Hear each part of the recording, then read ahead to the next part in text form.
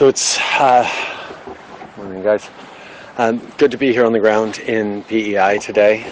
Obviously, lots of devastation, not just here, but we saw it driving over all across the island, and not just fishers and wharves affected, obviously agriculture affected as well, whether it's corn crops or soybeans or concerns around potatoes, which have had a tough couple of years.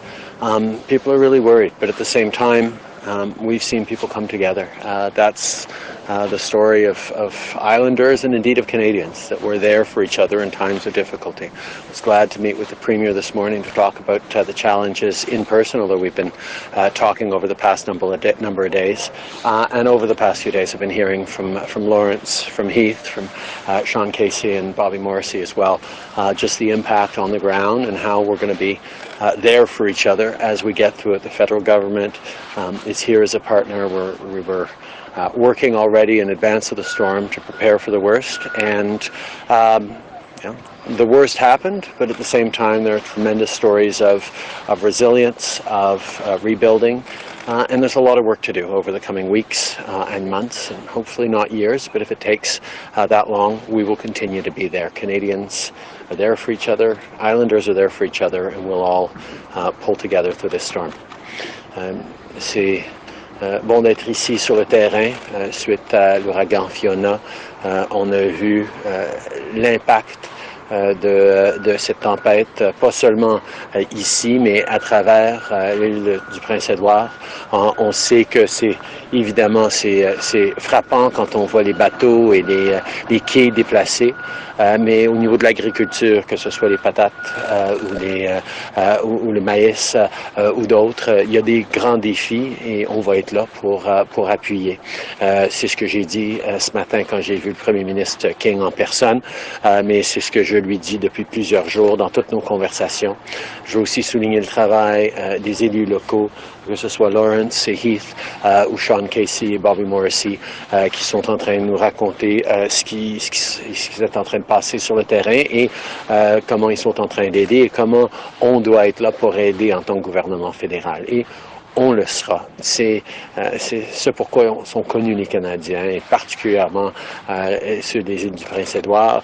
Les gens sont là les uns pour les autres, et on a du travail à faire dans les jours à venir pour nettoyer, mais aussi dans les semaines, les mois et peut-être les années pour rebâtir, et on sera là pour appuyer les gens à chaque étape, parce que c'est ce que le gouvernement fédéral doit faire et c'est ce que les Canadiens s'attendent de nous tous. Je veux aussi souligner la bonne nouvelle parlant des Canadiens.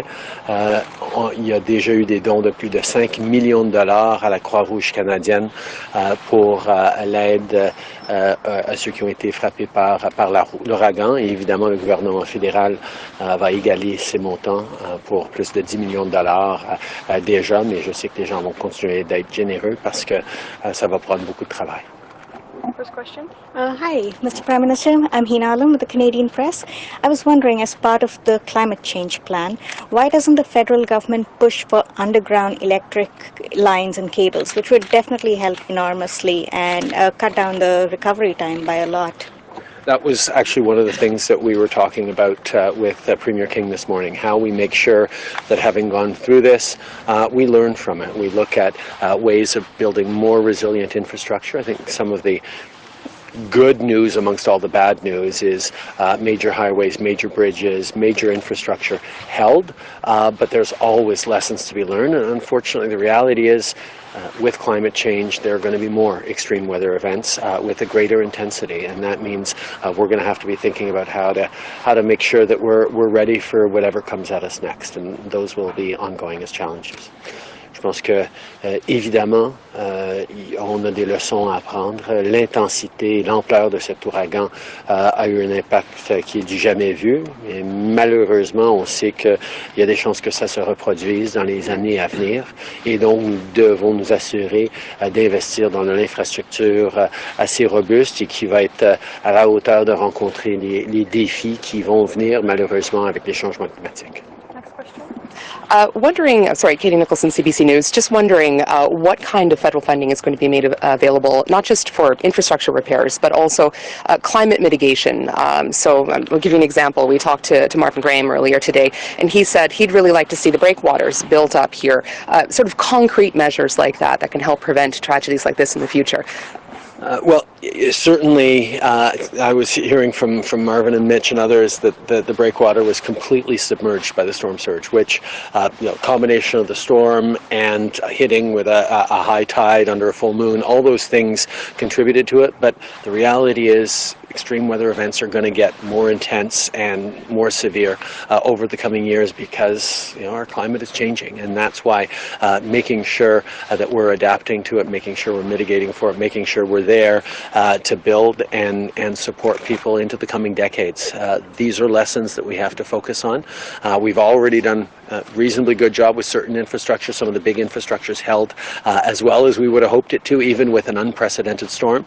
But there's lots more to learn and lots more to do. And as we have been over the past years in other disasters, the Government of Canada will be part of it. Unfortunately, from my first years as Prime Minister, the Fort McMurray fires, to the floods in BC most recently, to everything in between, we're having to react to a level of urgencies and emergencies that are going to require, yes, strong response, but also being proactive about making sure we're creating even more resilient infrastructure in communities.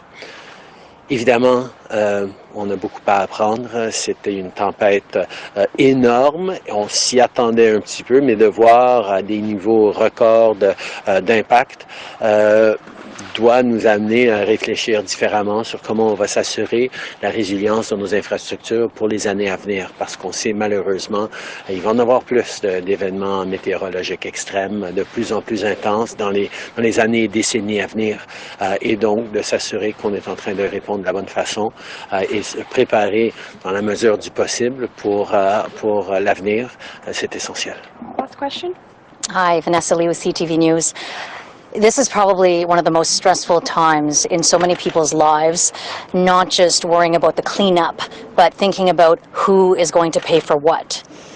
What reassurance can you give people, not just right now, but also in the long term, with storms like this becoming more frequent?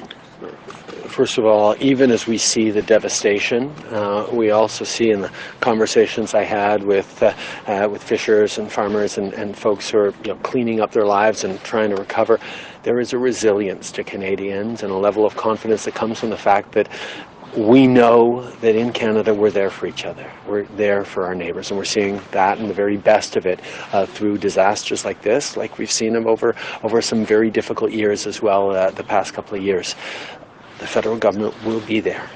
We've unfortunately gotten very good at being there for people, whether it's after extreme wildfires or floods or rebuilding after heat waves. These are things that we need to respond to, and that's something that we're going to continue to be there for.